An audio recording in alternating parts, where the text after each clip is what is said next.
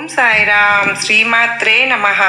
అమ్మ బిడ్డలందరికీ నమస్కారం ఫ్రెండ్స్. ఎలా ఉన్నారండి? ఏం చేస్తున్నారు? అందరూ బాగున్నారు కదా? అమ్మ దైవాలను అందరూ బాగున్నారని, బాగుండాలని మనస్ఫూర్తిగా అమ్మవారిని కోరుకుంటూ ఈరోజు గురువారం సందర్భంగా అమ్మవారి పరమ పవిత్రమైనటువంటి ఈ కథను విని అమ్మవారి అనుగ్రహాన్ని పొందుదాం. పూర్వం ఒకప్పుడు కైలాసంలో పార్వతీదేవి పరమేశ్వరుని చూసి, ఓ ప్రాణనాథ, భూలోకంలో మానవులందరూ కూడా ధనార్జన కోసం తెరిపి లేకుండా శ్రమపడుతూ ఉంటున్నారు కదా, అయినప్పటికీ వారిలో అతి కొద్ది మంది మాత్రమే ఐశ్వర్యవంతులుగా కావడానికి, అత్యధిక సంఖ్యాకులు దరిద్రులుగా ఉండడానికి కారణం ఏమిటి స్వామి అని అడుగుతుంది. అప్పుడు సర్వేశ్వరుడు చిరునవ్వు నవ్వి, దేవి, సర్వము కూడా మహాలక్ష్మీదేవి యొక్క దయను బట్టి ఉంటుంది. సమస్త సంపదలకు ధనధాన్యాలకు ఆ తల్లి అధిదేవత కనుక ఎవరైతే ఈ సత్యాన్ని తెలుసుకుని ఆ మహాలక్ష్మి యందు భక్తి కలిగి సదా ఆమెను ఆరాధిస్తూ ఉంటారో, ఆ తల్లి వ్రతాన్ని ఆచరిస్తూ ఉంటారో, ఆ తల్లి పట్ల మాత్రమే ఆ తల్లి యొక్క కృపా కటాక్షాలు ప్రసరింపబడతాయి. అలా ఆ తల్లి దయకు పాత్రులైన వారు తమలో తాము విధేయులై అఖండ వైభవాలను సాధించుకోగలుగుతున్నారు. ఎవరైతే ఆ తల్లిని తృణీకరించి ఆమె అనుగ్రహాన్ని కూడా విస్మరించి అంతా కూడా కేవలం వారి యొక్క స్వయం కృషి అని చెప్పి విర్రవీగుతూ గర్వంతో ఎవరైతే కొట్టుమిట్టాడుతూ ఉంటారో, ఎవరైతే మహాలక్ష్మి స్వరూపమైనటువంటి దుర్గమ్మ తల్లిని ఎప్పుడైనా సరే ధనాన్ని ఈసరించుకుంటూ ఉంటారో వారు ధనవంతులు కాలేరు. వారికి చేసినటువంటి కష్టమంతా కూడా వృధా అయిపోతుంది. కనుక ఎప్పుడైతే ఎవరైతే ధనవంతులు కావాలి అని అనుకుంటూ ఉంటారో వాళ్ళు ఆసక్యం లక్ష్మీదేవి యొక్క వ్రతాన్ని ఆచరిస్తూ ఉండాలి. అప్పుడు మాత్రమే ఆ తల్లి కరుణకు పాత్రులై అఖండ సంపదలతో, సిరి సంపదలతో, రాజ వైభోగాలతో తొలతూగుతారని చెబుతారు. అప్పుడు పార్వతీదేవి, ఓ ప్రభు, అసలు వైభవలక్ష్మి ఎవరు? ఆమె చరిత్ర ఏమిటి? ఆ వ్రత మహత్యం ఏమిటి? నాకు పూర్తిగా సెలవివ్వండి అంటూ వేడుకుంటుంది. అప్పుడు పరమేశ్వరుడు మరలా ఈ విధంగా చెప్తాడు. ఓ దేవి, అత్యంత పుణ్యదాయకమైనటువంటి వైభవలక్ష్మి వ్రత కథను చెబుతాను, శ్రద్ధగా విను అంటూ ఈ విధంగా చెప్పసాగారు. పూర్వం ఒకప్పుడు భృగు మహర్షి ఆ పరాశక్తి కోసం తపస్సు చేస్తారు. అందుకు ఆ తల్లి సంతోషించి ఆ మునికి ప్రత్యక్షమై ఏం వరం కావాలో కోరుకోమని అడుగుతుంది. అప్పుడు భృగు మహర్షి ఆ తల్లికి నమస్కరించి, తల్లి, ఈ ప్రపంచం మొత్తం 3 ముఖ్య అవసరాలు, అవి శక్తి, యుక్తి, భుక్తి అనే వాటిపై నడుస్తుంది. మహామాయ అయినటువంటి నీ శక్తి గల పార్వతీదేవి అయి ఉండి కూడా పరమేశ్వరుడి దగ్గర అర్ధాంగిగా సేవించబడుతూ ఉంది. నీ విద్యాకల సరస్వతి అయి బ్రహ్మతో మసులుతుంది. ఇక స్థితికారకమైనటువంటి నీ యొక్క వైభవం కల కుమార్తెగా జన్మించాలని నా కోరిక అమ్మ అంటాడు. ఆ తల్లి అతని కోరికను మన్నిస్తుంది. తత్ఫలితంగా వైభవలక్ష్మిగా అవతరిస్తుంది. భృగు మహర్షి ఆమెను శ్రీ మహావిష్ణువుకి ఇచ్చి వివాహం జరిపిస్తారు. శ్రీహరి కోరికపై ఆ భార్గవి దేవీ దేవతలందరికీ కూడా ఎనలేనటువంటి సంపదలను, వైభవాలను సంతరించి స్వర్గలక్ష్మిగా వాసికి ఎక్కుతుంది. కానీ ఐశ్వర్యం మత్తుతో ఇంద్రుడు చేసినటువంటి ఒక దోషానికి దుర్వాసుడు ఇచ్చినటువంటి శాప కారణంగా ఆ వైభవలక్ష్మి దూరమైపోతుంది. ఇక ఇంద్రుడు దరిద్ర ప్రియుడిపై శ్రీ మహావిష్ణువును ఆశ్రయించాడు. ఆ భార్య విరహిత తృప్తుడై ఉన్నటువంటి శ్రీ మహావిష్ణువు కూడా బాగా ఆలోచించి క్షీరసాగరాన్ని మదించడం వల్ల లక్ష్మీదేవిని పొందవచ్చు అని చెప్తాడు. ఆ కారణంగా దేవాసురుడు మందగిరిని కవంగాను, వాసుకి అనే మహాసర్పాన్ని కవపు త్రాటిగాను అమర్చి క్షీరసాగరాన్ని పదిలంగా వైభవలక్ష్మి ఆ సముద్రం నుండి ఆవిర్భవించి ఎన్నో లోకాలను కరుణించిన ఆ సమయంలో ఇంద్రాది దేవతలు చేసినటువంటి ప్రార్థనలను మన్నించి ఆ తల్లి 8 మూర్తులుగా భాషించింది. ఆ 8 మూర్తులే ఆదిలక్ష్మిగాను, ధాన్యలక్ష్మిగాను, ధైర్యలక్ష్మిగాను, రాజ్యలక్ష్మి, ధనలక్ష్మిగాను, సంతానలక్ష్మిగాను, విజయలక్ష్మి, విద్యాలక్ష్మి, ధనలక్ష్మి, ఈ 8 మూర్తులతో సర్వశ్రేష్టమైనదే ధనలక్ష్మీదేవి. ఆమెనే ఐశ్వర్యలక్ష్మి, ఆమెనే వైభవలక్ష్మి అని కూడా పిలుస్తారు. సర్వైశ్వర్య ప్రదాయిని అయినటువంటి ఈ తల్లి మహా అభిమాని. ఆమె ఎందు కొంచెం కూడా అపచారం జరిగితే ఆ తల్లి అసలు మన్నించదు. అందుకు ఉదాహరణగా నీకు ఒక కథ గురించి చెబుతాను విను. పూర్వం త్రిమూర్తులలో ఎవరు సాత్వికులో పరీక్షించాలని చెప్పి ఋషులందరూ కలిసి లక్ష్మీదేవి తండ్రి అయినటువంటి భృగువును నిర్దేశించారు. తత్ఫలితంగా ముందుగా భృగువు సత్యలోకానికి వెళ్ళాడు. అక్కడ అతనికి అవమానం ఎదురవుతుంది. తన రాకను పట్టించుకోలేదని ఆ మహర్షి బ్రహ్మదేవుణ్ణి శపించి కైలాసానికి వచ్చాడు. అక్కడ కూడా పార్వతీ పరమేశ్వరులైనటువంటి మనం అతని రాకను గమనించుకోకుండా ఏమి ఎరుగని వారి వలె సరస సల్లాపాల్లో మునిగి ఉన్నాం. అది చూసినటువంటి భృగువు పట్టరానటువంటి కోపంతో అక్కడి నుండి వైకుంఠానికి వెళ్ళాడు. అక్కడ లక్ష్మీనారాయణులు ఇద్దరు కూడా పాచికలాటలో ఉండిపోయి భృగువును గమనించుకోలేదు. అందుకు ఆ మహర్షి పట్టరానంత కోపంతో శ్రీ మహావిష్ణువు యొక్క వక్షస్థలం పైన తన్నారు. అయినా విష్ణువు కోపగించకుండా అతిశాంతంగా మహర్షిని ఆరాధించి శాంతపరిచి పంపించేశాడు. కానీ అందు నిమిత్తమై లక్ష్మీదేవి బాగా అలుగుతుంది. తన నివాస స్థానమైనటువంటి విష్ణు వక్షస్థలాన్ని తన్నిటువంటి భృగు మహర్షిని శిక్షించకుండా విడిచిపెట్టినటువంటి శ్రీ మహావిష్ణువు మీద అలిగి వైకుంఠానికి వెళ్ళిపోతుంది. తను తిరిగి విడిచిపెట్టి వెళ్ళింది. కానీ ఆ విధంగా వైకుంఠాన్ని వదిలి భక్తుల మీద ప్రేమతో భూలోకానికి వచ్చిన కొల్హాపురం నందు ఉంటుంది. ఓ పార్వతి, భక్త సులభ అత్యంత కరుణామయ అయినటువంటి ఆ తల్లి నీళ్ళలు ఎన్ని చెప్పినా కూడా అతనివి తీరవు తెలుసా. సరే, అందుకు ఉదాహరణగా ఇప్పుడు మరొక కథ కూడా చెబుతాను విను పార్వతి అంటూ పరమేశ్వరుడు ఈ విధంగా వివరించారు. పార్వతి, చాలా కాలం క్రితం ప్రతిష్టానపురంలో శీల, సుశీల, గుణశీల, విశాల అనే 4 అక్కా చెల్లెళ్ళు ఉండేవారు. శ్రీ వైభవ లక్ష్మీదేవి యొక్క భక్తులు అయినప్పటికీ వీరు ఆ తల్లి కన్యలకు వారు 4 కన్యలకు ఉన్నటువంటి ఊరిలోనే ఉన్నతమైనటువంటి వంశ సంజాతులైనటువంటి 4 యువకులతో వివాహాలు జరిగాయి. ఆ పిల్లల అదృష్టవశాత్తు వారి భర్తలు 4 కూడా వివిధ వృత్తుల ద్వారా చక్కని సంపాదనలు కలిగి ఆస్తిపరులై ఆరోగ్యవంతులై విరాజిల్లుతూ ఉండేవారు. కానీ రాను రాను వారిలో బాగా అహంకారం తలెత్తింది. దైవ చింతన తగ్గిపోయింది. వైభవ లక్ష్మిని అనుగ్రహం వల్లనే ఇదంతా కూడా వారికి కలిగింది అనే విషయాన్ని వారి మరుచిపోయి కేవలం అదంతా వారు కూడా చేసుకున్నటువంటి ప్రయోజనం వల్ల వారి యొక్క ప్రయోజనం వారి యొక్క ప్రయోజకత్వమే అని చెప్పి భావిస్తారు. మహా పండితులైనటువంటి శీల భర్తకు తన పాండిత్యం వల్లనే ప్రపంచం మొత్తం తనను గౌరవిస్తుంది అనే భావన కలుగుతుంది. ఇందులో ఆ వైభవ లక్ష్మి దయ ఏముంది? నా నోట్లో బాగా విద్య ఉంది, ఎంత గొప్పవారైనా నాకు డబ్బులు ఇచ్చి మరీ సన్మానించక ఏమి చేస్తారు అని భావిస్తాడు. ఎంతటి ధనవంతులైనా తన విద్య ముందు బలాదూర్ అనుకుంటాడు. అందుకు వైభవ లక్ష్మీదేవి బాగా కోపగించి అతనికి తగినటువంటి గుణపాఠం చెప్పాలి అని అనుకుంటుంది. అంతటితో అతని సంపాదన పూర్తిగా పోతుంది. అతని పాండిత్యానికి విలువ లేకుండా పోతుంది. సంపాదించినటువంటి ధనమంతా కూడా ఖర్చు అయిపోతుంది. చివరకు కట్టుబట్టలతో మిగిలిపోతాడు. అతని దారిద్ర్యాన్ని చూసి సమాజం అతన్ని దూరంగా నెట్టివేస్తుంది. అతని కుటుంబం మొత్తం ఆకలి దప్పులతో అలమటిస్తూ ఉంటారు. ఇక రాజుగారి ఆస్థానంలో అధిపతిగా ఉండేటటువంటి సుశీల భర్త ఒకానొక యుద్ధంలో అపూర్వమైనటువంటి విజయాన్ని సాధించి రాజుగారి చేత బాగా గౌరవించబడి అహంకారంతో తన బలం ముందు ప్రపంచమంతా కూడా దాసోహమే అంటూ విర్రవీగుతాడు. తన ధనార్జనకు తన బలమే కారణమని భ్రమిస్తాడు. అందుకు వైభవ లక్ష్మి ప్రమేయం ఏమీ లేదనుకుంటాడు.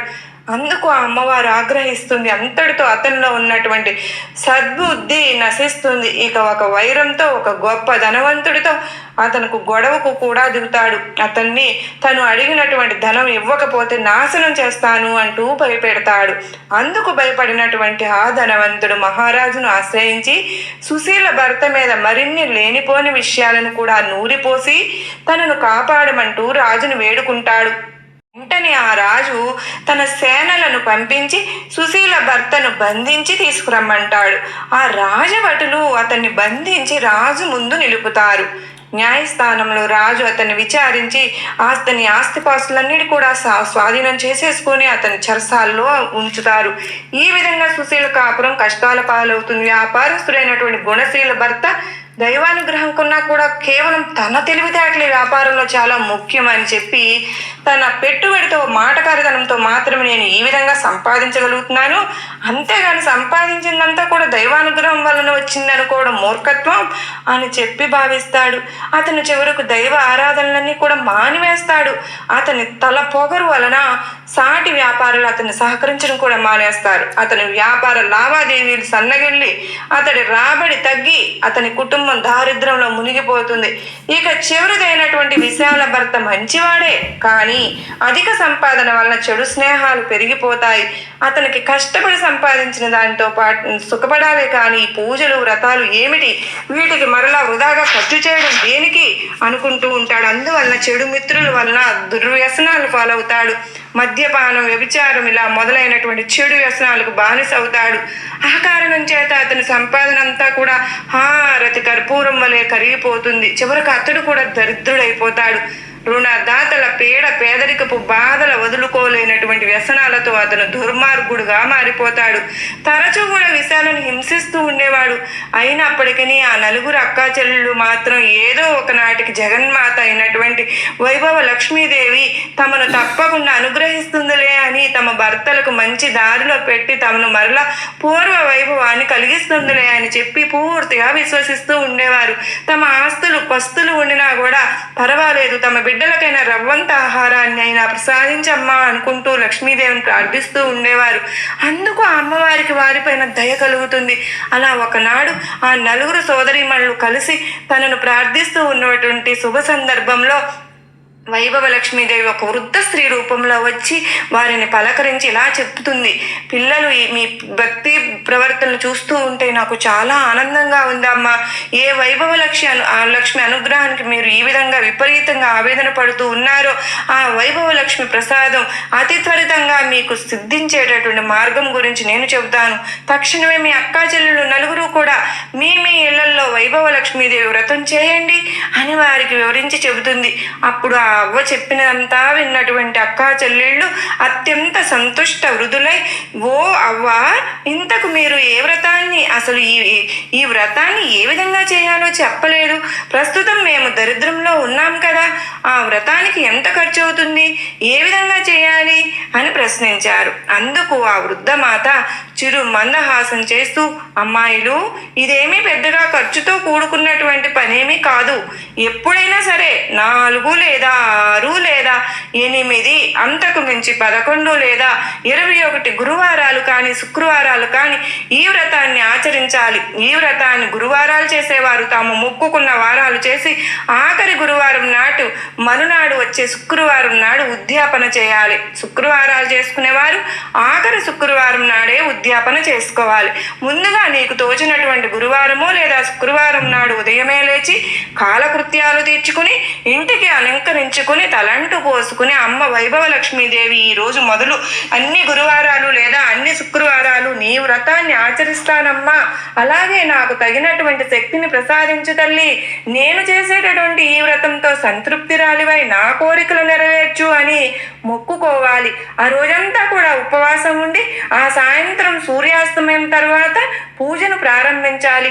ఈ వ్రతానికి ఖర్చు కన్నా శుచి శుభ్రతలు సదాచార పాలనము చాలా ముఖ్యం. ఏ ఇంట్లో వారైతే అతిథి అభాగ్యులకు దాసుల వలె ఉండి వారి పాదాలను కడిగి ఆ తీర్థం శిరస్సును చల్లుకుని తమకన్నా కూడా ముందుగా వారికి భోజనాదులు ఏర్పరిచి సేవలు చేస్తూ ఉంటారో, ఏ ఇంట ధాన్యం దానం జరుగుతూ ఉంటుందో, ఏ ఇంట పితృదేవతలు సదా పూజింపబడుతూ ఉంటారో, ఏ ఇంట వారు పరుల పట్ల శత్రుభావం లేకుండా ఉంటారో, ఏ ఇంటి ఇల్లాలు నిరాడంబరి నిత్య సంతోషిగా ఉంటుందో ఆ ఇంట్లో వైభవ లక్ష్మి ఎప్పుడు స్థిరంగా ఉంటుంది. ఇక పూజ ప్రారంభించినటువంటి సాయంత్రం సూర్యాస్తమయం తరువాత తూర్పు లేదా ఈశాన్య గదిలో శుభ్రంగా అలికి పంచవర్ణములతో గాని లేదా బియ్యం పిండితో గాని అష్టాదల పద్మాలతో ముగ్గులను పెట్టి దాని మీద నూతన వస్త్రాన్ని చతురస్రంగా పరిచి ఆ వస్త్రం మీద తగిన దాని మీద బంగారము వెండి రాగి చెమ్మును కలిసంగా అమర్చి దానికి నలువైపులా 4 తమలపాకులు పెట్టి వాటి మీద కొబ్బరికాయను దాని మీద ఒక రవికెల గుడ్డను పెట్టి ఆ తరువాత ఎర్రని పువ్వులు ఒక ఎర్రని పువ్వును పాత్రలో ఉంచి అందులో ఒక బంగారం కానీ వెండి కానీ నగను ఉంచాలి. అందుకు కూడా వారు ఆ సమయానికి చలామణిలో ఉన్నటువంటి నాణాన్ని ఉంచాలి. నేతితో దీపాన్ని వెలిగించి ఆధార వత్తులతో ధూపం వేయాలి. అమ్మాయిలు అమ్మవారికి లక్ష్మీ గణపతి అంటే శ్రీచక్రం అన్నా చాలా ఇష్టం కనుక ముందుగా గణపతిని శ్రీచక్రాన్ని పూజించి తరువాత వైభవ లక్ష్మిని అర్చించాలి. ఇక పూజలో తీపి పదార్థాన్ని నివేదన చేయాలి. ఈ పూజలో వెండి బంగారం లేని పక్షంలో పసుపు కొమ్ములను ఉంచి పూజించాలి. అలాగే తీపి పదార్థం చేయలేని వారు బెల్లం, పటిక బెల్లం, పంచదార అయినా నివేదించవచ్చు. ఏదైనా కానీ నలుగురికి పంచగలిగేలా ఉండాలి. అనంతరం బంగారు వెండి నాణాన్ని భద్రపరుచుకోవాలి. కలశంలో నీళ్లను సంతానాన్ని కోరుకునే వారైతే మామిడి చెట్టు మొదట్లోనూ, సౌభాగ్యాన్ని కోరుకునే వారైతే తులసి చెట్టు మొదట్లోనూ, అనుకూల దాంపత్యాన్ని కోరుకునే వారైతే మల్లె మొదలైన పూల చెట్లు మొదట్లోనూ పోయాలి. కేవలం ధన కాంక్షకులైన వారు ఆ నీటిని తమ మాత్రమే స్వీకరించాలి. మండపం మీద బియ్యాన్ని పక్షులకు వేయాలి. అలాగే ఈ వ్రతాన్ని ఆచరించడం వల్ల వివాహం కాని వారికి వివాహం జరుగుతుంది. దరిద్రులు ధనవంతులు అవుతారు. ఏ కోరికలు ఉంటే ఆయా కోరికలు నెరవేరుతాయి అమ్మాయిలు అంటూ ముగిస్తుంది. ఆ వృద్ధ మాత తక్షణమే అక్కాచెల్లెలు నలుగురు కూడా వారి వారి తాహతను బట్టి 4, 8, 11, 24 వారాల పాటు ఆ వ్రతాన్ని చేస్తామని సంకల్పించుకుంటారు. మరుసటి శుక్రవారమే ప్రారంభిస్తారు కూడా. నలుగురు కూడా వాళ్ళు ఉండడం వల్ల నలుగురు రాఖీలు అన్నదమ్ములు కలశాలనే వాడుకుంటారు. అందరికన్నా అధిక దరిద్రులైనటువంటి శీల కలశంలో రాగి నాణాన్ని ఉంచి పూజిస్తుంది. సుశీల రూపాయి నాణాన్ని ఉంచుతుంది. ఇలా ఉన్నటువంటి వెండి నాణాన్ని ఉంచి పూజిస్తుంది. చివరిదైనటువంటి విషయాన తన ముక్కెలను ఉంచి ధనలక్ష్మిని ఆరాధిస్తుంది. ఎవరు ఏ రూపాలలో ఆరాధిస్తే వారి హృదయాల్లో ఉన్నటువంటి భక్తి భావన్నే ప్రధానంగా స్వీకరించే తల్లి ఆ చేరువైన లక్ష్మి వారి వ్రతం ప్రారంభించిన అతి కొద్ది సమయంలోనే శీల భర్త యొక్క పాండిత్యం ప్రాచుర్యాన్ని పొంది అందరి చేత గౌరవింపబడి చివరికి అతనికి సంఘంలో గౌరవ మర్యాదలు లభించాయి. తద్వారా వారు ఉన్నతులయ్యారు. సుశీల ఆచరించినటువంటి ఫలితంగా వారి రాజ్యానికి ఒక యుద్ధం ఏర్పడుతుంది. ఆ యుద్ధ నిమిత్తం అంతకు పూర్వమే లబ్ధ ప్రతిష్ఠులైన సుశీల భర్తను విడుదల చేసి అతన్నే దళపతిగా అభిషేకించి యుద్ధానికి పంపించక తప్పలేదు. ఆ యుద్ధంలో అమ్మవారి దయ వలన సుశీల భర్త విజయం సాధించడంలో అతనిని కూడా మన్నించండి దళపతిగా స్థిరపడేలా మహారాజు అంతటితో సుశీల చక్కగా కుటుంబంతో బాగుపడుతుంది. ఇక ఆకస్మికంగా ఏర్పడినటువంటి వ్యాపార మార్పుల వల్ల కొన్ని ప్రత్యేకమైనటువంటి దినుసులు ఎగుమతి దిగుమతి విషయాల్లో గుణశీల భర్త వెలుగులోకి వస్తాడు. ఇతర వ్యాపారస్తులందరూ కూడా అతన్ని ఆశ్రయిస్తారు. సహజంగా తెలివిగలనైనటువంటి గుణశీల భర్త ఆ అవకాశాన్ని వినియోగించుకుంటాడు. తద్వారా వారి కుటుంబం కూడా పూర్వ వైభవాన్ని పొందుతుంది. ఇక చివరిదైనటువంటి విశాల వ్రత ఆరంభం చేయగానే అమ్మవారి దయ వలన ఆమె భర్త క్రమంగా చెడు వ్యసనాలు అన్నింటినీ కూడా ఒకదాని తర్వాత ఒకటిగా విడిచిపెట్టేస్తాడు. తన కుటుంబం పట్ల ఎంతో శ్రద్ధ కనపరుస్తాడు. వారి కుటుంబం కూడా పూర్వమలే సుఖ సంతోషాలతో జీవిస్తూ ఉంటారు. కాబట్టి స్త్రీలు కానీ పురుషులు కానీ ఎవరైనా సరే అబాల గోపాలం ఎవరైనా సరే అమ్మను పూజిస్తే వెంటనే ఆ తల్లి అనుగ్రహం కోరి వారి కోరిక నెరవేరుస్తుంది. పార్వతి అంటూ పరమేశ్వరుడు శ్రీ వైభవ లక్ష్మి యొక్క వ్రత కథల గురించి వ్రత మహత్యం గురించి ఈ విధంగా వివరించారు. ఇప్పుడు మరొక చక్కని కథ గురించి తెలుసుకుందాం. పూర్వం అనంతాచార్యులు శ్రీవారికి అత్యంత ప్రియభక్తుడు ఉండేవాడు. అతను స్వామివారి యొక్క పుష్ప కైంకర్యం కోసం స్వయంగా తానే ఒక చక్కని పువ్వుల తోటను పెంచుతూ ఉంటాడు. అయితే జగన్మాత అయినటువంటి మహాలక్ష్మీదేవి అనంతాచార్యుల యొక్క పుష్ప కైంకర్యానికి ఎంతో సంతోషించి అతన్ని కనికరించాలి అని చెప్పి అనుకుంటుంది.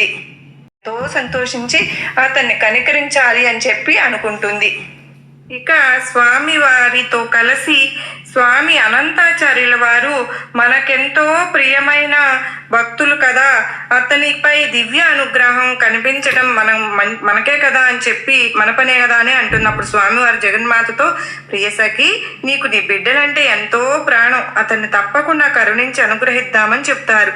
అలా రోజులాగే ఆ రోజు రాత్రి కూడా మహాలక్ష్మీదేవి అలాగే స్వామివారు ఉద్యానవనం అంతా కూడా విహరిస్తూ ఒక చోట అద్భుతమైనటువంటి గులాబీ పూల మొక్కలు కనిపించగా వాటి సౌందర్యానికి ముగ్ధురాలై అమ్మవారు నిలుచుంటుంది. అప్పుడు స్వామివారు వారు 2 గులాబీ పూలను తెంపి తన ప్రియ సిక్క అయినటువంటి మహాలక్ష్మి సిక్కను అలంకరిస్తారు.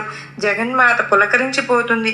కొంచెం ముందుకు వెళ్ళిన తర్వాత ఆమెకు అత్యద్భుతమైనటువంటి మల్లెతీగ కనిపిస్తుంది. అందులో నుండి గుప్పెడు మల్లెపూలు తెంపుకుని శ్రీహరిపై విసురుతుంది. ఆ తర్వాత స్వామివారు కూడా కొన్ని పుష్పాలను తెంపి తల్లిపై వేస్తారు. ఆ విధంగా వారిద్దరూ ఆ రాత్రి ఆ ఉద్యానవనం అంతా కూడా విహరించి ఎంతో ఆనందిస్తూ ఉంటారు. ఉదయం పూలు కోసుకోవడానికి వచ్చినటువంటి అనంతాచార్యులు వారిపై తోట మొత్తం నలిగిపోయినటువంటి చిందరవందరగా కనిపిస్తుంది. అయ్యో, ఎవరో దొంగలు రాత్రిపూట ఇలా ప్రవేశించి తోటంతా కూడా పాడు చేసేసారే అనుకుంటాడు. అక్కడక్కడ కొన్ని పుష్పాలు కోసుకుని ఆనంద నిలయంతో స్వామికి సమర్పిస్తాడు. ఆ రోజు రాత్రి శ్రీహరి శ్రీ మహాలక్ష్మి తిరిగి తోటకు మరలా వస్తారు.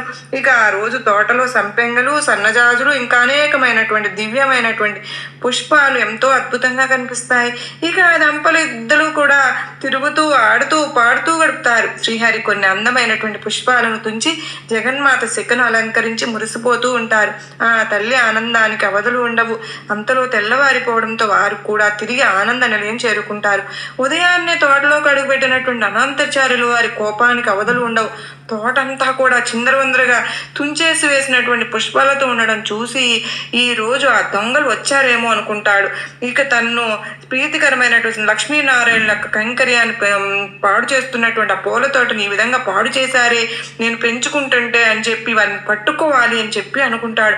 ఆ రాత్రి తోటలో ఒక మూల పడుకుని ఉంటాడు. రాత్రంతా గడిచిపోతుంది, చప్పుడు లేదు. అమ్మయ్య, ఎవరు రాలేదులే, బాగానే కాపలా కాసుకున్నాను అని గ్రహించుకుంటాడు. అప్పుడు చెప్పి దొంగలు రాలేదేమో అని కూడా అనుకుంటాడు. అంతలో తెల్లవారిపోతుంది. తోట మొత్తం నిన్నట్లాగా మళ్ళా చిందరవందరగా పూలన్నీ కూడా విసిరివేయి ఉంటాయి.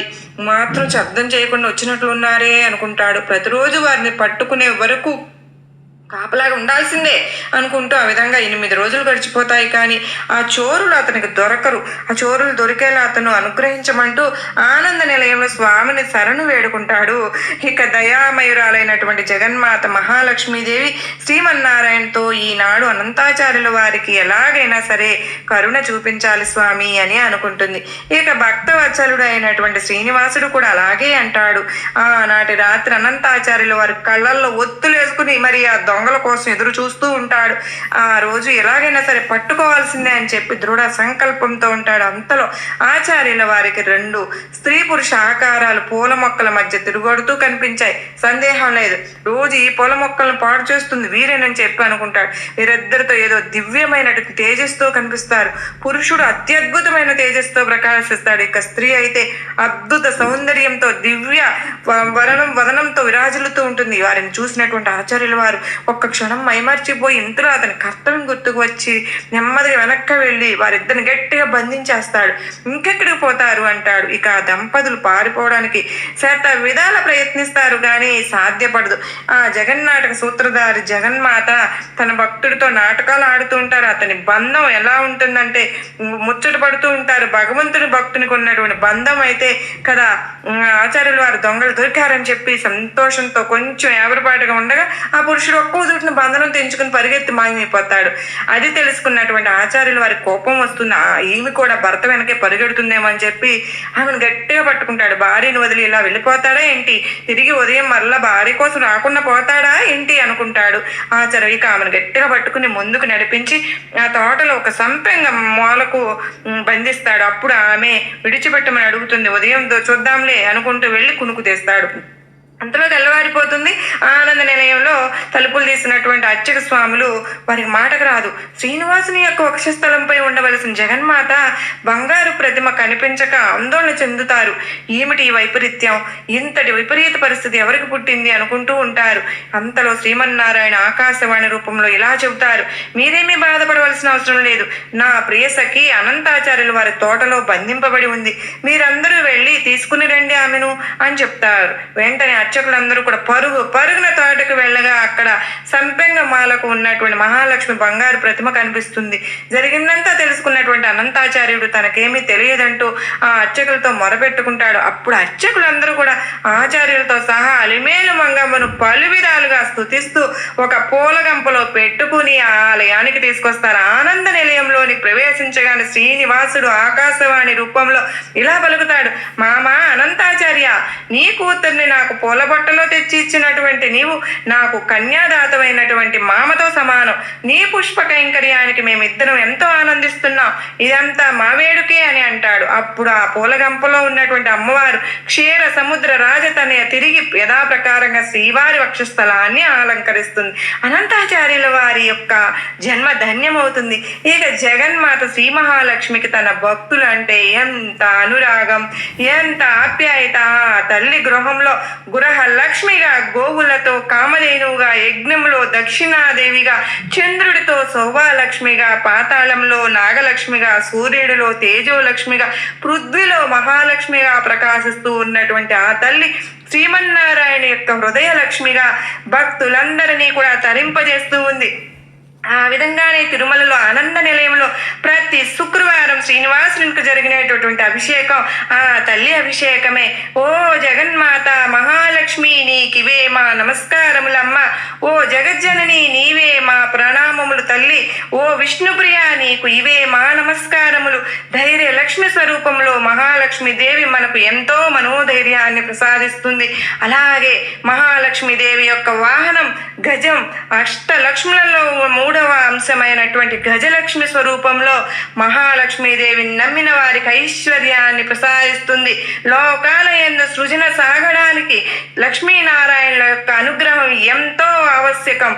తనను నిత్యం కొలిచేవారిని సత్సంతానాన్ని అనుగ్రహించే అమృత మూర్తి సంతాన లక్ష్మి స్వరూపమైనటువంటి శ్రీ మహాలక్ష్మీదేవి విజయలక్ష్మి అంశతో మహాలక్ష్మి తన భక్తులు చేసేటటువంటి అన్ని కార్యాలలోనూ విజయం చేకూరే విధంగా ఆ తల్లి అనుగ్రహిస్తుంది. మరి మానవునికి విద్య విజ్ఞానం కూడా ఎంతో అవసరం కదా. వాటిని కూడా సద్బుద్ధులు కలిగేందుకు జ్ఞాన సంపార్జన కోసం విద్యాలక్ష్మిగా ఆ తల్లి అనుగ్రహిస్తుంది. ఈ రోజు చెప్పుకున్నటువంటి కథ అందరికీ నచ్చింది అనుకుంటూ ఉన్నాను ఫ్రెండ్స్. చక్కని వివరణతో మరలా కలుసుకున్నామండి. అంతవరకు నమస్కారం. ఓం సాయిరాం. శ్రీమాత్రే నమః. సర్వే జనా సుఖినో భవంతు. లోకా సమస్త సుఖినో భవంతు.